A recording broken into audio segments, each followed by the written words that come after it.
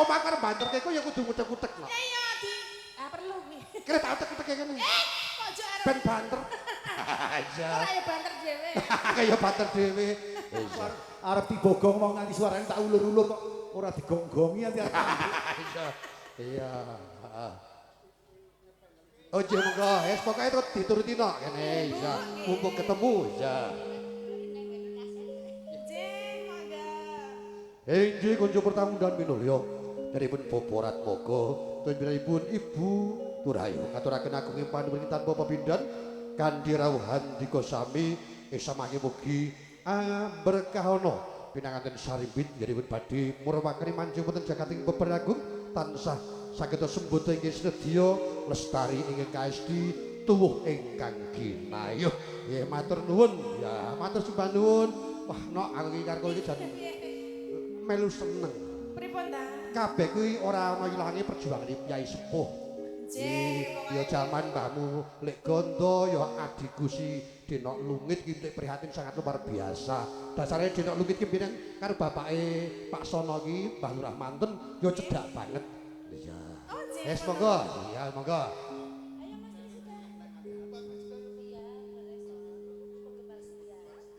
Iki saka Semarang no. Iya. Oh, Jeng Semarang. Mantu sesuk siap.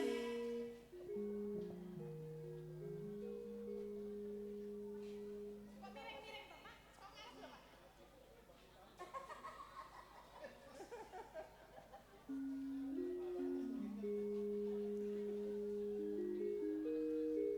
Matur nuwun, ya. Iya iki nek kundur muga-muga rahayu ing pinanggih.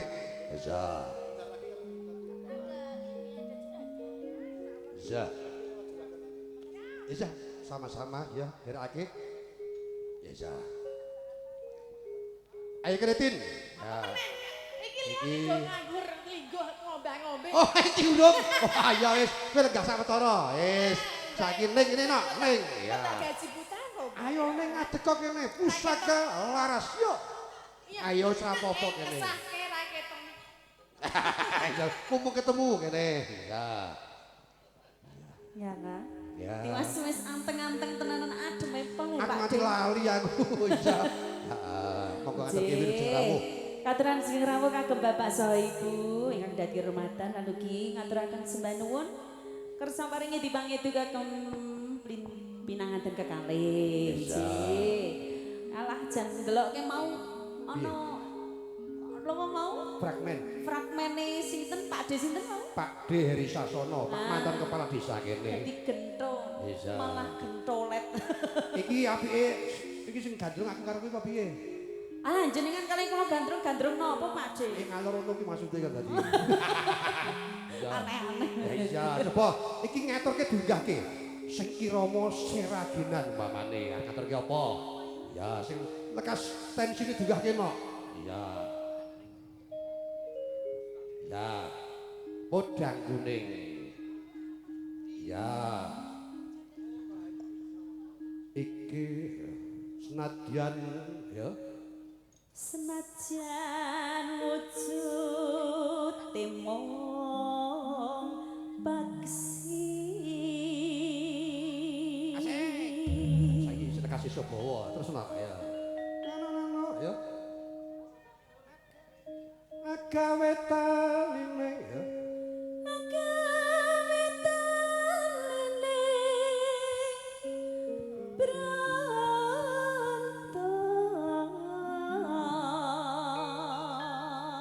Ya terus ya.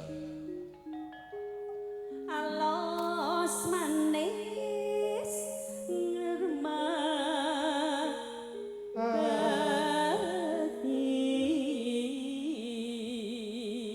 Iki garwane Kidalang Bayu Prastiantos Cangel. X Mbak X. Ya ora. Mboten ding. Ya iki. Wis ingkang kula ledha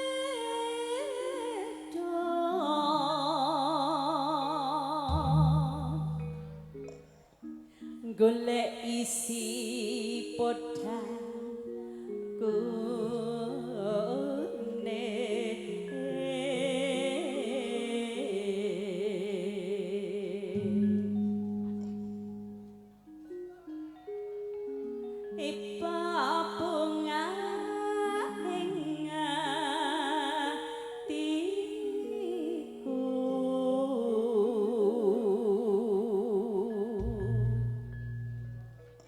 bisa nyanding. Ayo aku lho yo apel ya. Lah wong aku ki ora Ayo, tau kowe. bawa-bawa. Ya, ya.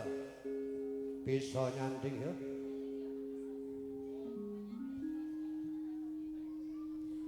Nyanding bisa dadi tombo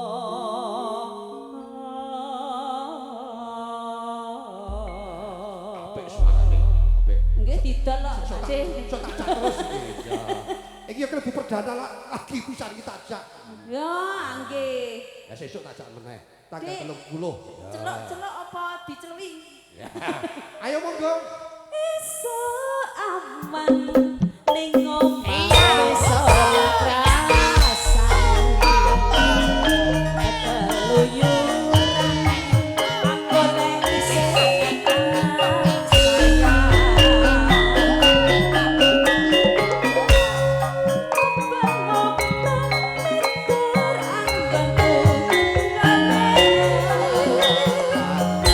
Iso aman antara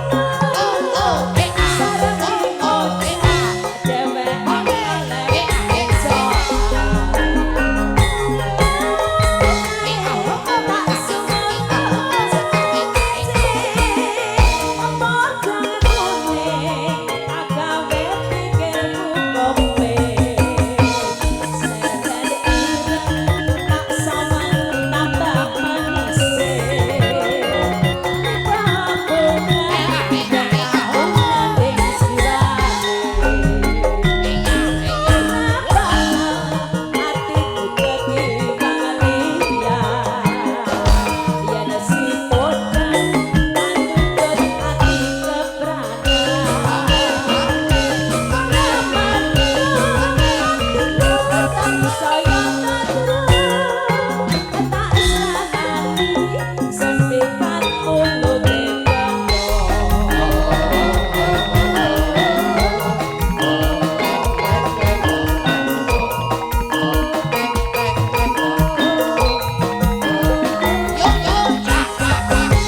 Oke, Mbak Ning. dipersori Pak D. Ora apa-apa iki kowe iki mikir apa tak takon. Ayo, ayo tak takon. Kademen sing jelas pikirmu. Kok iso tekan ngendi-endi? Lah, kalau niku jan. Perkara ngomongke dipikir keri. Nggih, pokoknya angger ampun menyebut-nyebut masa lalu ngoten lho. Jan marah